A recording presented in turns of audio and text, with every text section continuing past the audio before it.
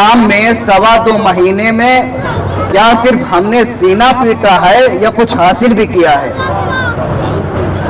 ان 2.25 مہینے میں کیا صرف ہم امام حسین علیہ السلام پہ روئے ہیں یا کچھ حاصل بھی کیا ہے؟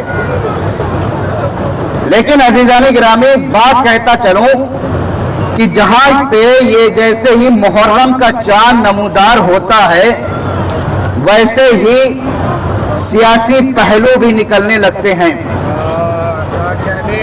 محرم سے پہلے سب میں اتحاد، سب ایک دوسرے سے محبت کرنے والے، سب ایک دوسرے سے ملنے والے، سب ایک دوسرے کا بھائی چارہ، لیکن جیسے محرم کا چاند نمودار ہوا ویسے ہی یہ اس کی انجمن کا آدمی ہے، یہ اس کی انجمن کا آدمی ہے، یہ اس مولانا کی پارٹی کا آدمی ہے، یہ اس کی پارٹی کا آدمی ہے، اس کے یہاں مجلس ہے ہم نہیں جائیں گے کیونکہ ہمارے دشمن کے یہاں ہے، ہمارے پچھلی سال لڑائی ہو گئی تھی، ہم تو نہیں جائیں گے۔ اب عزیزان گرامی عزاداروں کی شکل میں کچھ لوگ ایسے ملے کہ جو یہ دیکھ کے مجلس میں شرکت کرتے تھے کہ مجلس کہاں ہو رہی ہے، لیکن دوسرے وہ لوگ ملے جو لوگ صرف و صرف یہ دیکھتے تھے کہ مجلس امام حسین کہاں ہو رہی ہے، اس میں جا کے شرکت کرتے تھے۔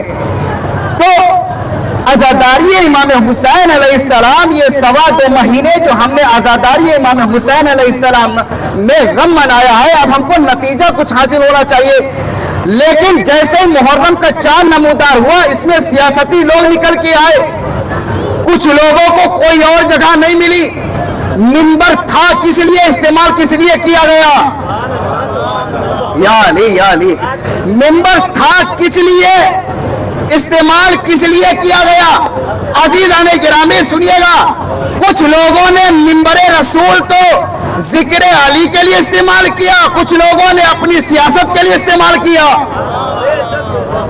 کچھ لوگوں نے منبر رسول کو علی کے ذکر کے لیے، اہل بیت کے ذکر کے لیے استعمال کیا، لیکن کچھ لوگوں نے منبر کو اپنی سیاست کے لیے استعمال کیا۔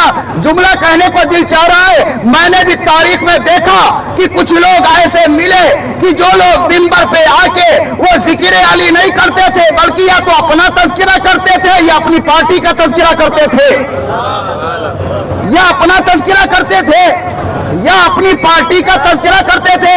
جملہ کہنے کو دل چاہ رہا ہے کہ جملہ سنیے گا عزیزان گرامی، لیکن ہم سے بڑے بڑے خطبہ اور علماء کرام بیٹھے ہوئے ہیں، ایک جملہ کہنے کو دل چاہ رہا ہے کہ نبی کی حدیث کے مطابق نبی نے فرمایا زینوا مجالسکم بذکر علی ابن ابی طالب، کہ اپنی مجلسوں کو علی کے ذکر سے زینت دو۔ پتہ یہ چلا عزیزان گرامی، جو لوگ نبی کی اس حدیث پہ علی کے ذکر سے اپنی مجلس کو زینت دے رہے تھے وہ رسول کی سنت پہ عمل کر رہے تھے، جو سیاست کے ذکر سے کر رہے تھے وہ معاویہ کی سنت پہ عمل کر رہے تھے۔ صلوات پڑھے محمد و آل محمد پہ۔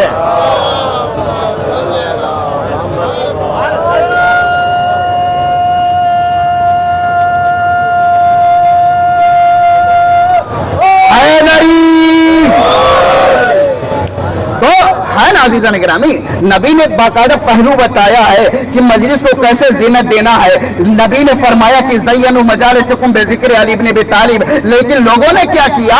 لوگوں نے آ کے سیاستیں کرنا شروع کری۔ میں نے جملہ پتہ یہ کیوں کہا کہ یا تو لوگ سنت رسول پہ عمل کر رہے ہیں یا تو سنت معاویہ پہ عمل کر رہے ہیں۔ وہ میں نے اس لیے کہا کیونکہ معاویہ نے بھی کیا کیا؟ معاویہ نے اس دور میں سوشل میڈیا تو تھا نہیں، معاویہ نے بھی یہی کیا، کیا خطبہ کو خریدا، ذاکرین کو خریدا، منبر کو خریدا، کس لیے؟ تاکہ علی کو برا بھلا کہا جائے، علی کو برا بھلا کہا جائے۔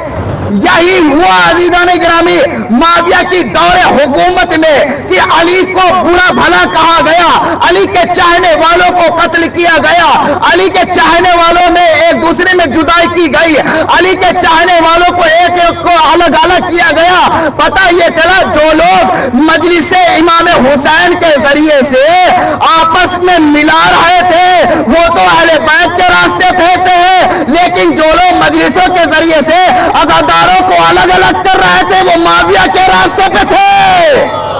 صلوات پڑھے محمد و آل محمد پہ۔ है ना अज़ीज़ान गिरामी, लोगों ने मुहर्रम में यही किया है, इसकी मजलिस उसकी मजलिस, इसका जाकिर उसका जाकिर, मेरा जाकिर तेरा जाकिर, किसी का जाकिर नहीं, जाकिर नाइक बना दिया उसको। क्या अज़ीज़ान गिरामी, ये अय्याम अज़ा एक दौर वो था, एक जमाना वो था कि जब मजलिस इमाम हुसैन होती थी तो लोग मजलिसों में जाके शिरकत किया करते थे और ऐसी ऐसी जगह बैठते थे कि जहां पे लोग जूते चप्पल उतार के आते थे। लेकिन दौर बदला, सियासत जैसे ही अय्याम में आई, क्या मेहमान खुसूसी के लिए अलग इंतजाम है, मेहमान खुसूसी के लिए अलग इंतजाम है, मेहमान उमूमी के लिए अलग इंतजाम है। आवाम पब्लिक चाहे जहां बैठे, कोई लेना देना नहीं, बस सामने होना चाहिए। ये तो मजलिस